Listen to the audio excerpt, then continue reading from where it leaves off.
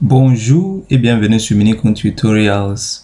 Dans notre tuto d'aujourd'hui, je vais vous montrer comment résoudre l'erreur d'importation des données dans R Studio qui est la suivante.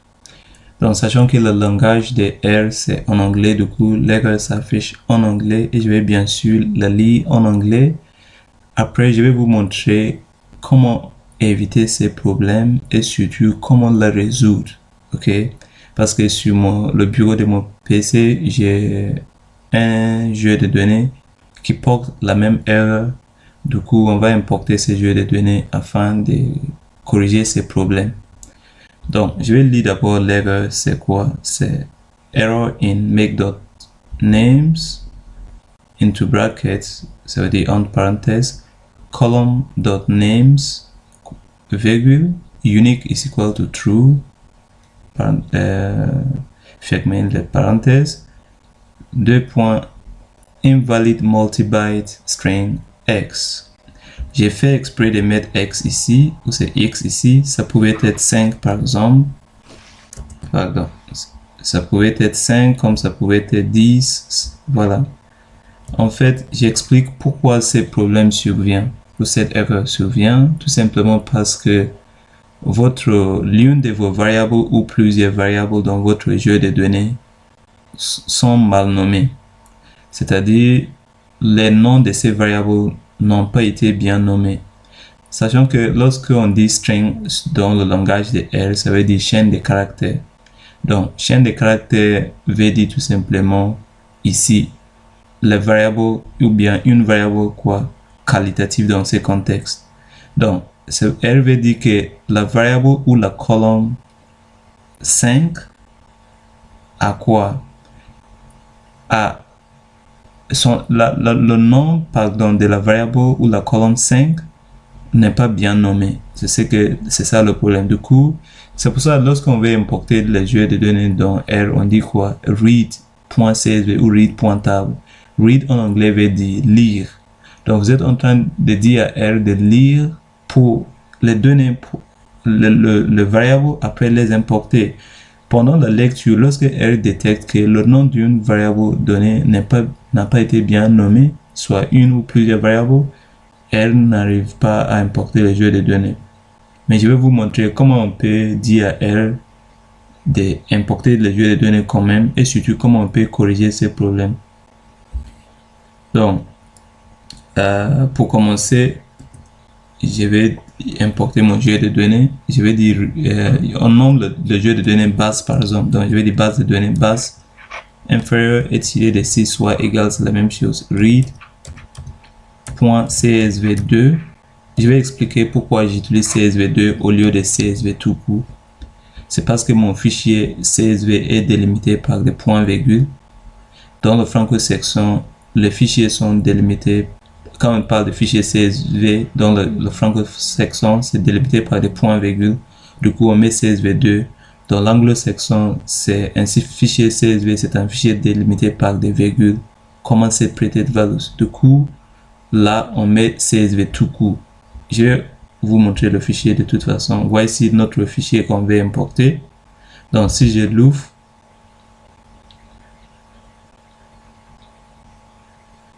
vous voyez bien que mon fichier est délimité par quoi? Des points-virgules et non pas des virgules.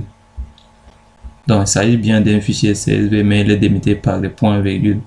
Et on a combien de variables? On a 1, 2, 3, 4 et 5. Donc, on va importer ces jeux de données et voir ce qu'elle va nous dire. Donc, pour importer les jeux de données, il y a plusieurs façons de faire. Moi, généralement, je clique sur le fichier à droite. Après, je clique sur propriété. Après, je clique sur sécurité et je copie le nom ou si vous voulez l'extension ou le sommet complet du fichier. Cliquez à droite. Copier. Vous dites OK. Je viens dans R ou RStudio. Donc, je mets ici. Fermez le guillemet. Après, il faut mettre ça dans l'autre sens. Soit vous mettez 2 comme ça, soit vous supprimez et vous mettez un seul dans ce sens-là. Ça aussi dans ce sens. ça aussi dans ce sens, ça aussi dans ce sens. Après, vous allez mettre virgule, vous dites header pour préciser à elle que la première ligne contient les noms ou les entités de vos variables. Donc, header est égal à vrai.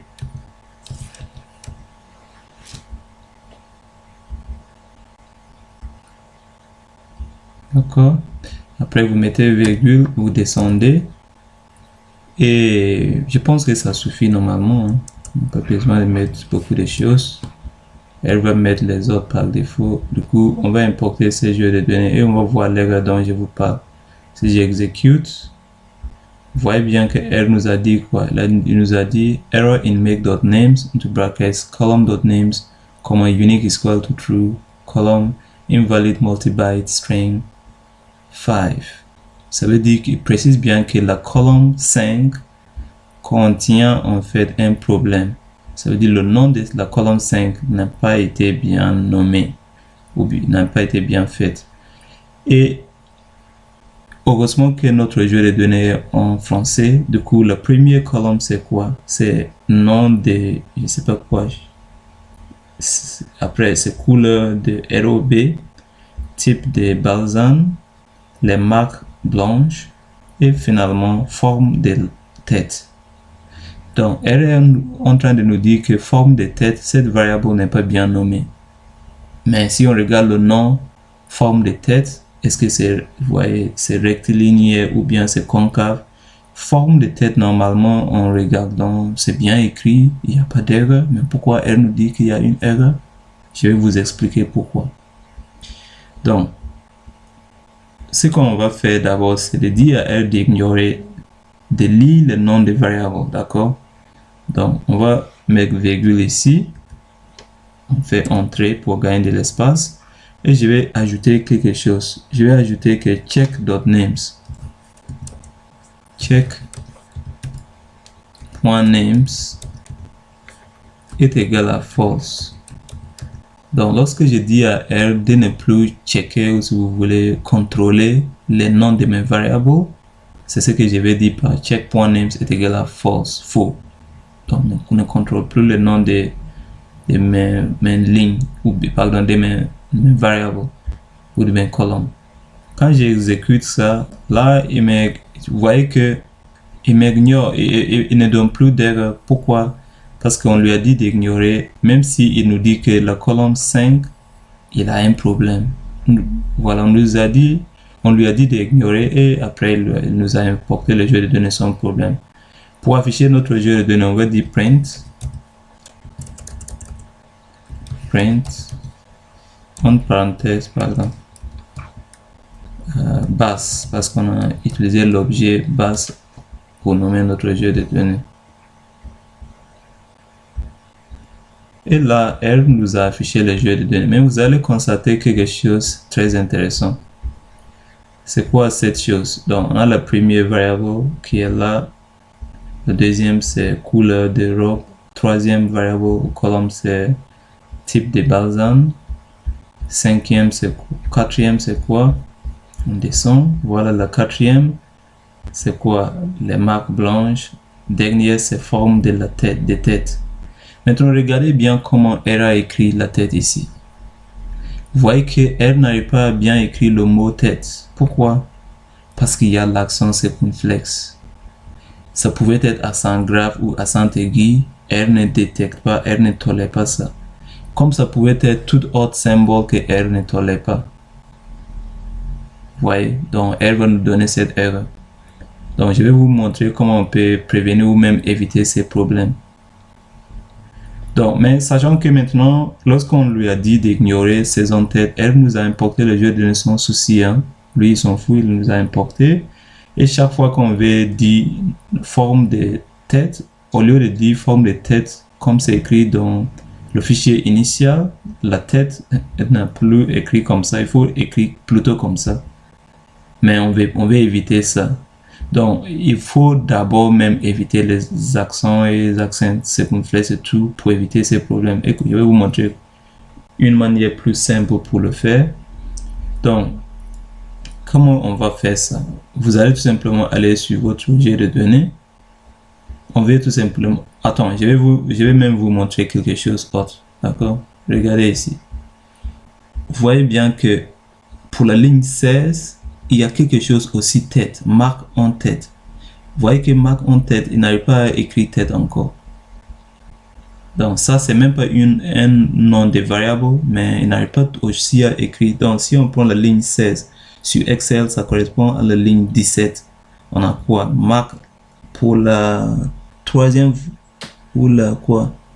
Non, je dirais pas pour la troisième variable, mais oui, pour la troisième, non, la quatrième variable, on a marque en tête comme réponse pour la ligne 17. Donc marque en tête, vous voyez que la tête ici, elle ne l'a pas bien écrit. Pourquoi? Parce qu'il y a aussi encore l'accent circonflexe. Donc tout simplement, ce que je vous conseille, c'est de venir dans votre R avant même d'importer les jeux de données, ou bien suite à ces problèmes, lorsque vous détectez qu'il y a des accents ou d'autres symboles que R n'arrive pas à lire, vous venez tout simplement cliquer sur ces boutons là, trouver et remplacer ces boutons là, vous cliquez sur remplacer, et avant même de faire ça, il faut venir ici, vous allez venir copier le mot en question. Donc on va copier tête, partout qu'il y a tête, on veut que R le remplace. Donc soit CTRL C, soit vous cliquez à droite, vous allez copier, vous venez vous le coller ici. Après on va mettre tête, mais sans accent circonflexe, tête comme ça. Donc si je dis remplace tout, il a fait 9 remplacements en tout, et après on ferme. Et l'important maintenant d'enregistrer votre jeu de données, soit CTRL S, soit vous cliquez sur fichier et vous cliquez sur enregistrer. Vous dites oui, et là votre jeu de données sont enregistrés. Maintenant je vais essayer d'importer de nouveau notre jeu de données.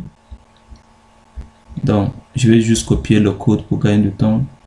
Cette fois-ci, ça sera même plus de la peine de mettre check.names est égal à false, mais puisqu'on a remplacé le mot qui portait l'accent circonflexe, ces symboles que R n'arrivait pas à lire, afin d'importer notre jeu de données. Maintenant, si j'essaie, sans même mettre check.names est égal à false, R doit pouvoir m'importer les données. Donc si j'exécute, vous voyez que R ne nous a pas donné d'erreur. Si j'affiche le jeu de données,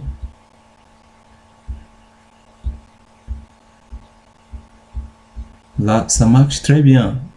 Regardez la colonne 16 en tête, c'est bien écrit maintenant qu'il n'y a pas d'accent circonflexe. Vous voyez où est la cinquième variable?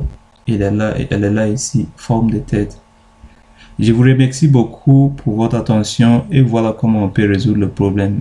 Veuillez vous abonner. Au revoir.